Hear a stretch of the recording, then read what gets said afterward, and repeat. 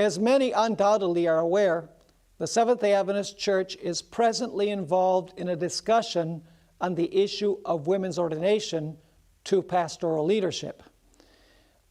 Many within the Seventh-day Adventist Church actually believe that there is no connection between the issue of women's ordination and the issue of gay marriage and gay clergy. Well, a recent article in Time magazine begs to differ. I'm reading now from the January 26, 2015 issue of Time magazine.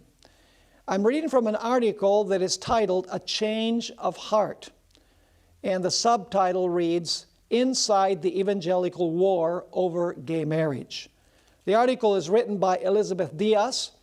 I'm not much aware of her religious affiliation, but this is a secular magazine, and the article is presented from a secular focus. And so I would like to read a few statements from this article that show that clearly out in the world, people are aware that there is a definite connection between the issue of women's ordination to pastoral leadership and the agenda to have gay marriage and gay clergy. I'm reading now from page 47 of this article in Time magazine. The subtitle is "What is at Stake?" And I quote from this article.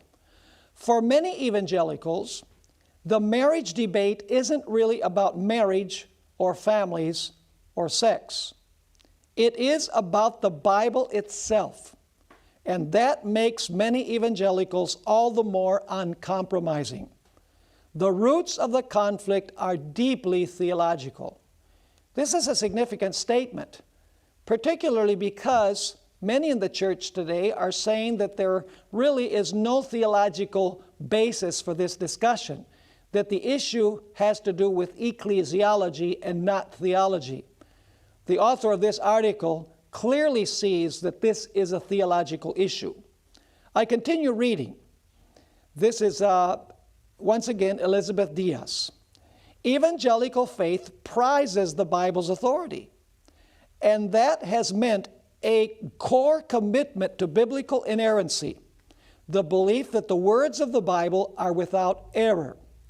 Genesis chapter 1 says God created male and female for one another, and the Apostle Paul calls homosexuality a sin, inerrantists say. And for groups like the Southern Baptist Convention and its 50,000 churches nationwide, that is the biblical trump card." In other words, the issue is Scripture. A little bit further down in the article, we find a more explicit reference to the connection between the fight for women's rights and the LGBT agenda. Here is what the author says. "And there is another just as fundamental obstacle." When she says obstacle, she's referring to an obstacle for the church to accept gay marriage and gay clergy. She continues writing, "So far, no Christian tradition has been able to embrace the LGBT community without first changing its views about women. The same reasoning that concludes that homosexuality is sin is also behind the traditional evangelical view that husbands are the spiritual leaders of marriages and men are the leaders of the church." A little bit further down, she quotes Robinson as saying, "It is not an accident that women's liberation movement preceded the gay liberation movement." And so there are 2 points that I would like to emphasize in this particular newsflash. First of all, the author of this article clearly sees that this is a theological issue. And secondly, it is very significant that she sees a connection between the roles of men and women in the church and in the home and the agenda of the LGBT community. As Seventh-day Adventists, we must abide by what Scripture says. Scripture says, "Wives, submit to your own husbands. Husbands, love your wives." And Scripture also states that elders and bishops must be the husbands of one wife. Let us live by every word that proceeds out of the mouth of God. Let's not allow culture to dictate what the church does.